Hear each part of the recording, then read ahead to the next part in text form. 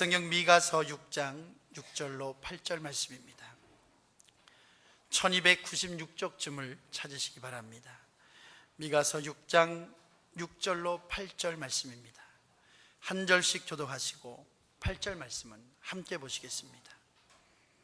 내가 무엇을 가지고 여호와 앞에 나아가며 높으신 하나님께 경배할까?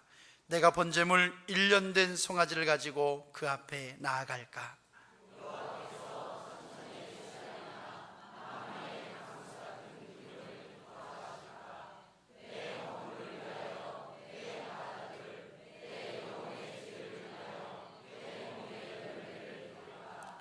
사람아, 주께서 선한 것이 무엇임을 내게 보이셨나니 여호와께서 내게 구하시는 것이 오직 공의를 행하며 인자를 사랑하며 겸손히 내 하나님과 함께 행하는 것이 아니냐. 아멘. 할렐루야 찬양대에 찬양이 있겠습니다. 그리고 이어서 여호와께서 내게 구하시는 것, 이런 제목으로 담임 목사님께서 말씀 전해주시겠습니다.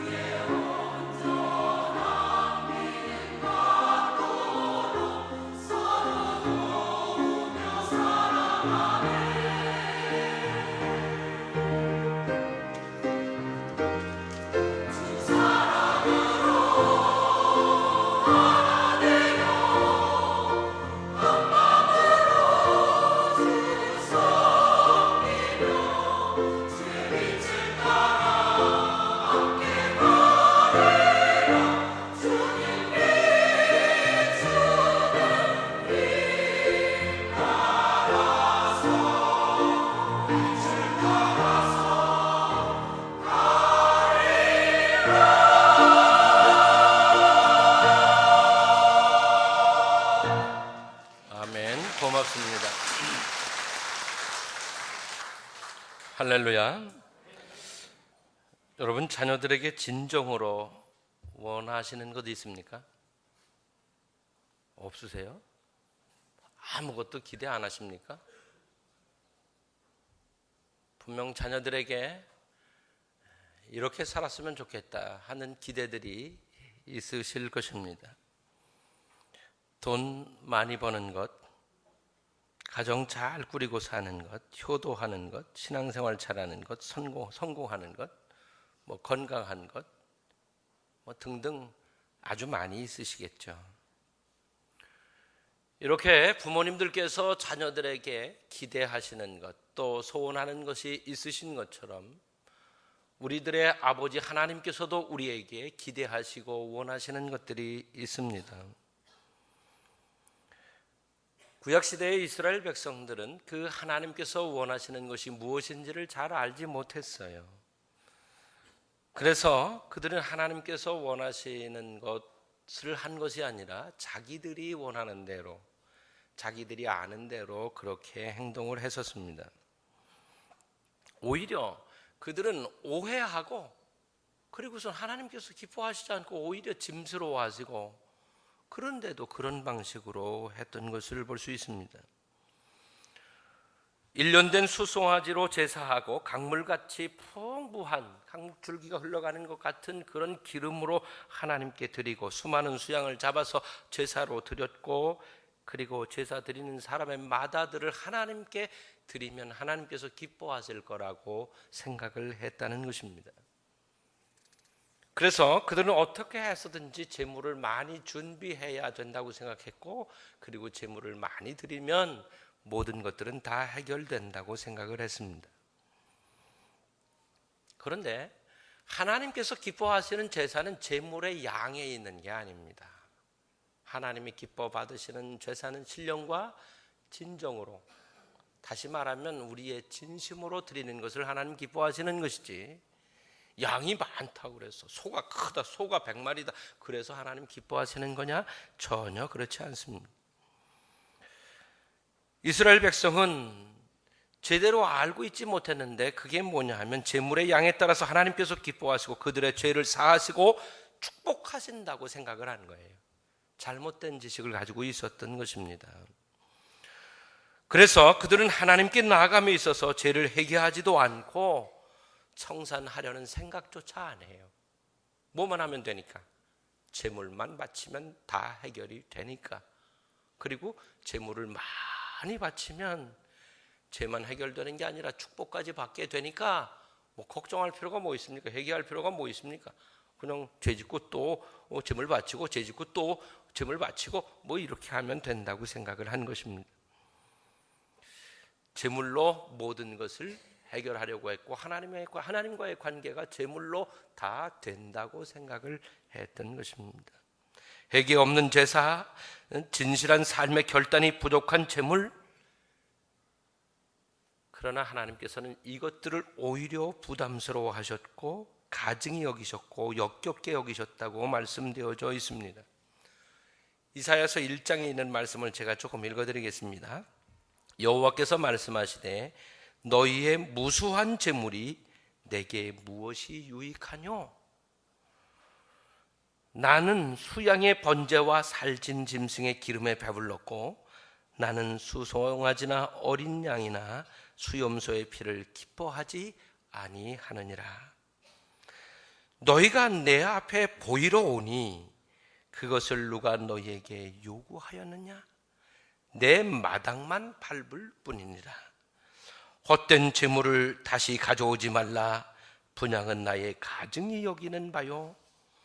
월삭과 안식일과 대회로 모이는 것도 그러하니 성회와 아울러 악을 행하는 것을 내가 견디지 못하였노라. 내 마음이 너희의 월삭과 정한 절기를 싫어하나니 그것이 내게 무거운 짐이라. 내가 지기에 곤비하였느니라. 이렇게 말씀하시고 있어요. 이 말씀은 진심은 도무지 담겨 있지 않고, 그저 형식적으로 재물이면 모든 게 다 해결되고 끝난다고 생각했던 그들을 향해서 하나님께서 주시는 말씀입니다. 형식적인 것을 가지고는 하나님을 감동시킬 수도 없으며 하나님께 기쁨을 드릴 수 없다고 하는 것을 알려주고 있습니다.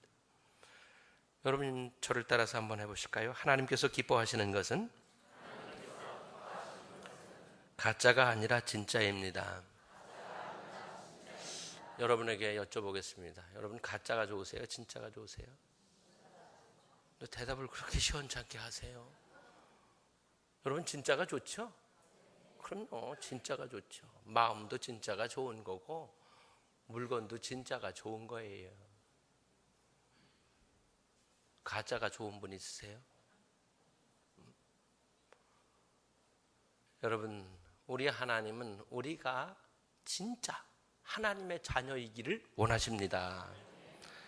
우리가 하나님께서 기뻐하시는 하나님의 참 자녀가 되려면 어떻게 해야 될까? 오늘 말씀에 우리에게 그것을 설명해 주고 있는데 이런 생각을 해보고 넘어가죠. 진심이 담기지 않은 선물 받아보셨습니까? 혹여라도 진심이 없어, 마음은 없어. 근데 뭐 하여튼 뭘 받긴 받았어.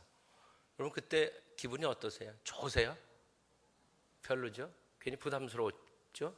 아, 이것도 뭐 뇌물 아니야? 이것도 뭐야? 이거 먹고 또 어떻게 되는 거 아니야? 이거 받고 뭐 이런 마음의 부담이 생기게 되겠죠. 이렇게 예를 들어서 설명해 볼까요? 자식이 돈을 많이 가지고 와요. 용돈을 막 줘요. 넉넉하게 주고 막 좋은 옷 사주고 여행시켜주고 뭐 좋은 음식도 사주고 막 뭐 다 그래요. 처음엔 몰랐어요. 되게 행복했습니다. 근데 나중에 알고 보니까 이 아이가 가서 강도질을 해갖고 온 돈이야 이게. 여러분 행복하겠습니까? 안 행복하겠습니까? 어떨 것 같으세요? 갑자기 왜 이렇게 심각해지십니까? 무슨 행복입니까? 그때부터는 뭐가 되겠습니까? 근심, 걱정, 염려. 이거 금덩어리 사줬다고 그렇게 좋아했는데 이제부터는 이게 뭐가 되는 거예요? 저것만 볼 때마다 가슴이 덜렁덜렁거리죠. 아이고 이거 이제 만지기도 싫고 보기도 싫고 그냥 버리고 싶어지겠죠. 하나님께서 하나님의 자녀된 우리에게 기뻐하시는 것이 무엇이겠습니까? 천천의 양이겠습니까? 만만의 강수 흐르는 것 같은 기름을 하나님께 드리는 것이겠습니까? 우리들의 이 귀하고 귀한 자식을 하나님께 드리는 것, 하나님이 그걸 기뻐하시겠습니까? 그게 아니라고 말씀하시고 있는 거거든요. 그게 아니래요. 그러면 하나님께서 기뻐하시는 게 뭘까? 8절 말씀을 우리 다시 한번 같이 읽습니다. 사람아, 주께서 선한 것이 무엇임을 내게 보이셨나니 여호와께서 내게 구하시는 것이 오직 공의를 행하며 인자를 사랑하며 겸손히 내 하나님과 함께 행하는 것이 아니냐. 아멘. 아멘. 자, 첫 번째는 뭘 하는 것? 공의를 행하는 것. 한번 해보시죠. 공의를 행하는 것. 공의라고 하는 말은 그냥 보통 사람들이 흔하게 쓰는 말은 아니에요. 이 말은 다른 말로 하면 정의 또는 정직 이런 말로 번역할 수 있는 말입니다. 하나님께서 원하시는 첫 번째는 하나님의 백성이 정의로워야 하고 정의를 실천하면서 살아야 된다는 거예요. 정의라는 말을 다른 말로 하면 옳게 사는 것이죠. 옳게 사는 것. 한번 해볼까요? 옳게 사는 것. 이게 정의예요. 옳게 사는 것. 그른 것은 그르다고 하고 옳은 것은 옳다고 하고 그리고 그 옳은 것을 실천하면서 사는 삶이 정의로운 삶이 되는 것입니다. 이 정의에는 개인적인 것과 사회적인 정의가 있습니다. 그래서 개인적으로는 정직을 바탕으로 해서 옳은 것을 추구하고 사는 것이죠. 그런데 이 정직의 근거, 공의의 근거가 뭐여야 되느냐? 자기 이익이 돼서는 안 된다는 것입니다. 정의는 하나님의 성품인 동시에 하나님이 하나님의 백성에게 요구하시는 여러 성품들 중에 하나이기도 합니다. 하나님은 정직하십니다. 그래서 하나님은 우리가 어떻기를 원하십니까? 정직하기를 원하십니다. 근본적으로 정의를 행하는 것은 하나님의 성품을 간직하고 그 정직한 성품을 우리 안에 담고 우리도 정직하게 살아가는 것입니다. 정직하게 사는 것. 이것이 바로 정의를 실천하는 삶이 되는 거예요. 당시 이스라엘 백성들은 선민의식이 아주 강했어요. 그리고 이 당시에도 벌써 빈부격차 아주 심했고 이 계층 간의 차이는 엄청났었습니다. 미가서 3장에 있는 말씀을 좀 제가 소개하겠습니다. 너희가 선을 미워하고 악을 좋아하며,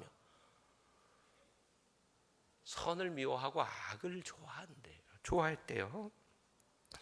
내 백성의 가죽을 벗기고 그 뼈에서 살을 뜯어 그들의 살을 먹으며 그 가죽을 벗기며 그 뼈를 꺾어 다지기를 남비와 솥 가운데 담을 고기처럼 하는도다 그랬어요.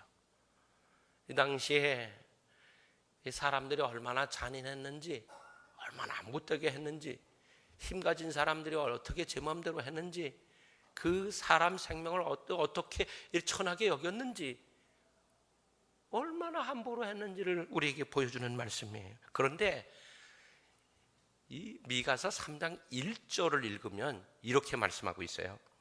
내가 또 이르노니 야곱의 두령들과 이스라엘 족속의 지도자들아 청컨대 들으라. 공의는 너희가 알 것이 아니냐?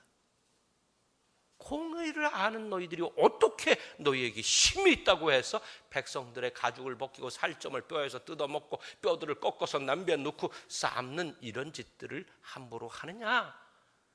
이렇게 지금 책망을 하시고 있는 것입니다. 근데 이 시대만 그랬던 건 아니죠. 역사 속에서 끊임없이 힘 가진 사람들, 권력을 가진 사람들, 부를 가진 사람들은 이런 태도로 일관해왔고 지금도 변함없이 그렇습니다.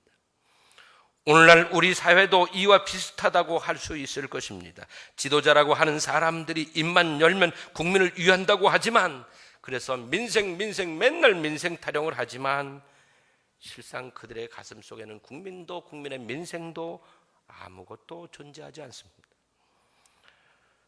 자신들의 이익만 생각하고 국민이라고 하는 이름을 팔아서 자기들의 기득권을 유지하는 것뿐입니다. 그래서 그들의 잔치를 계속하고 싶은 것뿐이에요. 계속되는 잔치를 그들은 하고 싶고 대를 이어서 그 잔치를 계속하고 싶어요. 그래서 그렇게 가고 있는 것입니다. 그들은 선을 미워하고 악을 좋아한다고 이렇게 이사야 선지자는 비판하고 있고 돌아오라고 말씀하시고 있습니다. 하나님께서는 우리에게 정의를 행하라고 말씀하시고 있어요. 정의를 실천해라, 그런 말씀이에요. 이제 다시 말씀드리는 것은 옳은 것의 기준이 여러분 뭡니까? 뭐가 옳은 것이고 뭐가 그른 것입니까? 오늘날 이 사회는 내게 이익이 되면 옳은 것입니다. 내게 손해가 되면 그것이 아무리 바르고 정직한 일이고 하나님 기뻐하시는 일이라도 그 일은 틀린 일이 되어져 가고 있다는 것, 이런 가치관의 혼란은 참 큰일입니다. 내게 손해가 돼도 옳은 것은 옳은 것이어야 하고 내게 이익이 돼도 아닌 것은 아니어야 그게 맞습니다. 우리 하나님을 믿는 하나님의 백성된 우리들이 하나님 앞에서 하나님이 기뻐하실 모습으로 사는 것이 뭐냐? 내가 손해가 돼도 그건 옳은 거예요 라고 말할 수 있어야지 되는 것이고, 이건 내가 이렇게 하면 내게 이익이 많이 생겨, 근데 이게 옳지 않은 일이에요, 그러면 아니요 라고 해야 된다고 하는 것이에요. 그런데 오늘날 보십시오. 내게 이익이 되느냐 안 되느냐가 옳으냐 그르냐의 기준이 되어 있다는 거예요. 지금 우리나라가 돌아가는 걸 보십시오. 지금 이게 이렇게 되어 있는 거예요. 이익이 되면 다 옳은 거예요. 이건 아닙니다. 왜 아닙니까?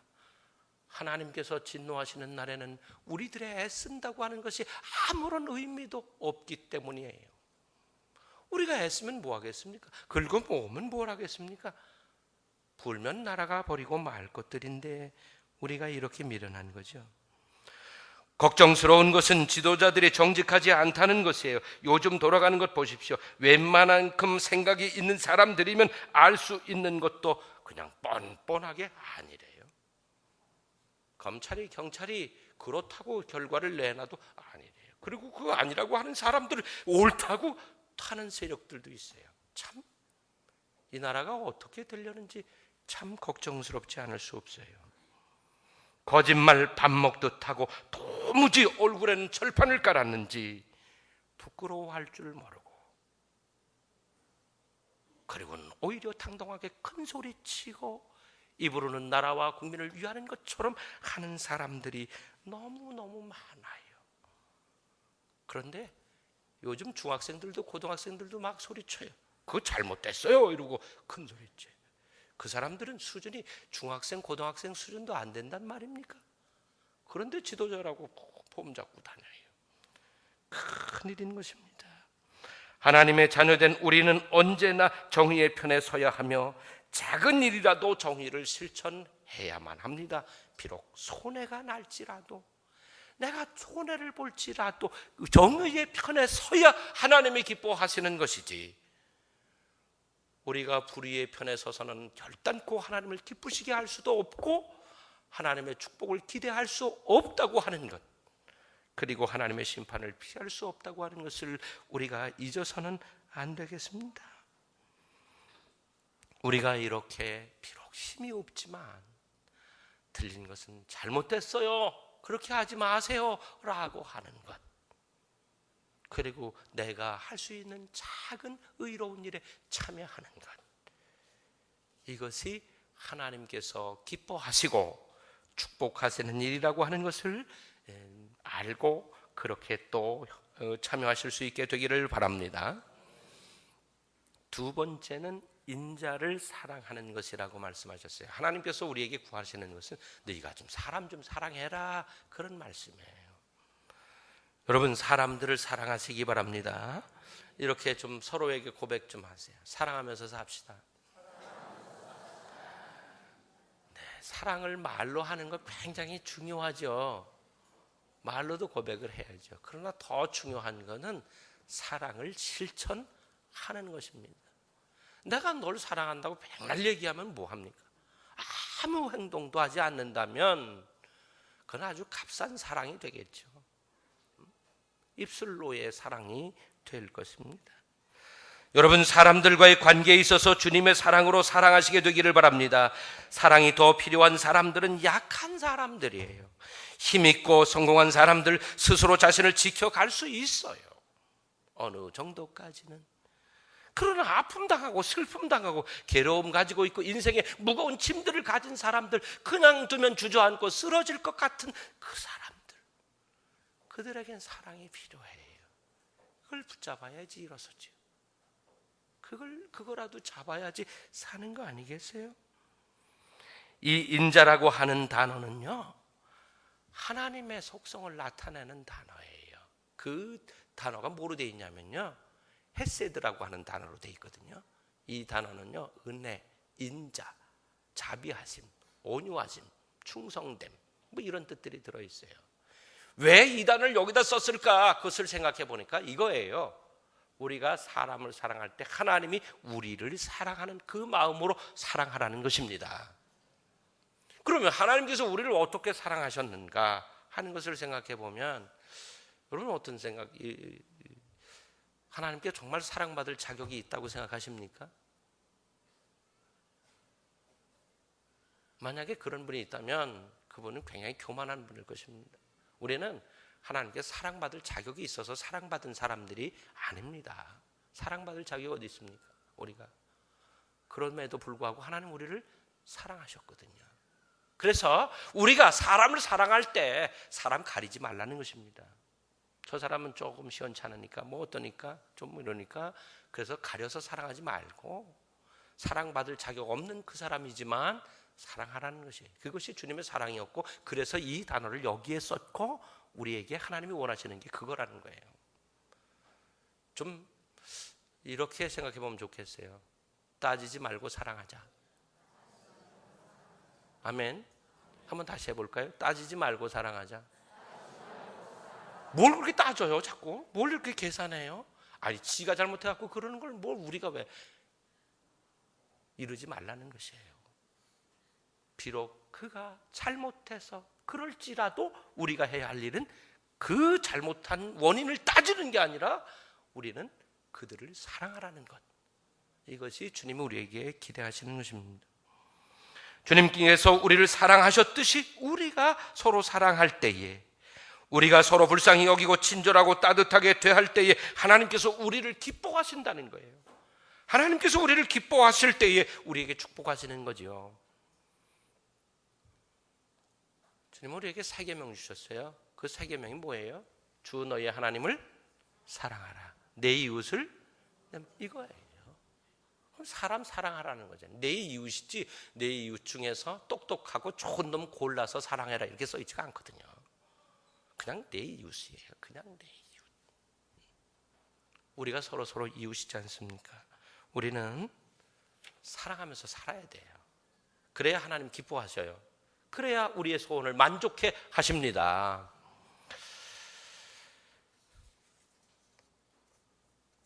여러분, 귀신 무서우세요? 안 무서우세요? 귀신 안 무서우세요? 무서워요? 예수 믿는 사람이 왜 귀신이 무섭습니까? 올 여름에는요, 그 귀신 나오는 영화가 한 편도 우리나라에 안 만들어졌대요. 귀신 나오는, 여름 되면 왜 맨날 뭐 귀신 나오고 뭐 그 호러물들 공포 뭐 와 하는 거 이런 거 나오잖아요. 응? 우리 이 젊은 커플들이 조금 서운하겠어요. 그런 게 나와야지 하고 이렇게 하는데 그런 게 올해는 안 만들어졌대, 영화가. 근데 그 영화가 왜 안 만들어졌나? 왜 안 만들어진 것 같아요? 응? 귀신보다 더 무서운 게 있어서 안 만들었대. 귀신보다 더 무서운 게 있다니까요, 지금. 그게 뭡니까? 그게 사람이라는 거예요. 귀신은 어쩌다 나오는 거지만, 영화 속에서는 나오거나 뭐 이런 거지만, 우리가 놀린 게 뭐예요? 놀린 게 사람이란 말이에요. 지금 여기도 몇백 명이 지금 앉아 있잖아요. 그 세상에 제일 무서운 게 사람인, 뭐 거리에 나가면 수없이 사람이 지나가는데 저 사람이 진짜 악마인지 귀신보다 더 무서운 사람인지 아닌지 우리 알아요? 몰라요? 모르잖아요. 그 세상에 사람이 귀신보다 더 무서운데 귀신 영화 만들어서 뭐 하냐고, 그래서 안 만들었다는 조롱 섞인 이야기예요, 그냥. 여러분, 사람이 귀신보다 더 무서워도 되겠습니까? 사람이 귀신보다 더 무서운 세상은 망한 세상이에요. 망할 세상이에요. 오래 갈 수가 없어요. 사람이 사람이어야 하고 사람이 서로 사랑하면서 살 때 하나님 기뻐하시는 거지. 사람이 귀신보다 더 무섭다면 이게 어떻게 되겠습니까? 우리 좀 이렇게 한번 해보죠. 사람이 귀신보다 무섭지 말자. 그럼요. 사람이 무서우면 되겠어요. 사람을 보면 사람이 좋아야지. 사람을 쳐다보면서 저 사람 또 주머니에 칼 넣고 다니는 거 아니야? 여러분, 괜히 사람 쳐다보지 마세요. 사람 쳐다보다가 큰일 납니다. 지금 세상이 그런 세상이잖아요. 여러분, 사랑보다 더 큰 힘은 없습니다. 진정으로 사랑하면서 살 때 그 사람이 그리스도인이지, 사랑 없이 사는 사람들이 무슨 그리스도인입니까? 그건 서로 이용하려는 것밖에는 더 되겠습니까? 우리가 사랑할 때 하나님께서 기뻐하시고 그것이 곧 선한 사람의 모습이라고 하나님 말씀하시고 있거든요. 따지지 말고 사랑합시다. 아멘. 아멘. 한번 해보죠. 따지지 말고 사랑합시다. 아멘. 이것이 하나님의 뜻입니다. 세 번째, 하나님께서 우리에게 구하시는 것이 있는데 그것은 뭐냐 하면 겸손히 하나님과 동행하는 것이라고 말씀하시고 있습니다. 사람들이 강팍해졌을 뿐만 아니라 사악해져 가고 있고 교만이 하늘을 찌를 듯 하고 있습니다. 교만한 모습은 하나님을 대하는 인간의 모습에서도 이제 여실하게 드러나고 있습니다. 겸손은 하나님이 하나님 되심을 인정하고 그리고 나는 그분의 피조물이라고 하는 것을 인정하는 사람에게서만 나오는 태도예요. 하나님 살아계시고 하나님은 창조자이시고 주관자이실 뿐만 아니라 하나님의 주권 아래 내가 있다. 나는 하나님의 피조물이고 하나님의 주권 아래 있는 존재라고 하는 것을 진정으로 인정하는 사람에게서 나오는 태도가 겸손이래요. 하나님 두렵지 않으면 교만해질 수밖에 없어요. 하나님이 두렵고 하나님을 경외할 때 겸손해지는 거예요. 그게 없으면요 하늘 높은 줄 모르고 올라가는 거예요. 자꾸 올라가는 거예요. 오늘날 보십시오. 얼마나 많은 사람들이 교만해져 있는지. 참 이 겸손이라고 하는 걸 찾아보기 어려운 세상이 되어져 있습니다. 하나님과 동행한다고 하는 것은 하나님께 자신을 의탁하고 맡기는 것을 의미합니다. 어린아이를 데리고 어디를 갑니다. 엄마 어디가? 따라와. 그냥 네가 어디 간다고 얘기하면 아냐? 그냥 따라와. 그냥 엄마 손잡고 따라갑니다. 이게 뭐냐면 의탁입니다. 의탁. 한번 따라서 해보세요. 의탁. 맡기는 거죠. 우리가 하나님과 동행하는 것은 하나님께 우리를 맡길 때만 가능한 거예요. 하나님께 맡기지 않은 사람은 하나님 따라갈 수 없습니다. 따라가다가 보면 이거 아니에요. 자기 길로 가죠. 제 멋대로 저 하고 싶은 대로 가죠. 제가 옳다고 생각하는 길로 그냥 갑니다. 하나님과 상관없이 가게 되는 것이에요. 이렇게 하나님과 동행하는 사람은 어떤 사람이냐? 바로 겸손한 사람이라는 거죠. 겸손하지 않으면 하나님을 절대 따라갈 수 없어요. 왜냐하면 자기와 하나님이 동등되기 때문에 그래요. 그래서 하나님을 따라가지 않고 자기가 원하는 대로, 자기가 판단한 대로, 자기 좋은 대로 그냥 자기 인생을 끌고 가게 됩니다. 구약의 에녹이라고 하는 사람은 300년 동안 하나님과 동행하면서 하나님께 기쁨이 되었다고 했습니다. 결국 그는 죽음을 보지 않고 하늘로 들려 올라갔다고 말씀되어져 있습니다. 여러분, 비록 우리가 가진 것이 없어서 지극히 미약한 아주 재물을 조금 드린다고 할지라도 천천의 수양이나 만만의 강물 같은 기름을 드리지 못한다 할지라도 하나님은 겸손한 사람들, 하나님 앞에 정직하고 따뜻하고 그리고 겸손한 사람들, 이 사람들을 기뻐하시는 거예요. 우리가 드리는 것이 요만한 것이라고 할지라도 겸손한 마음으로 드릴 때 하나님 그걸 기뻐하시는 것이지,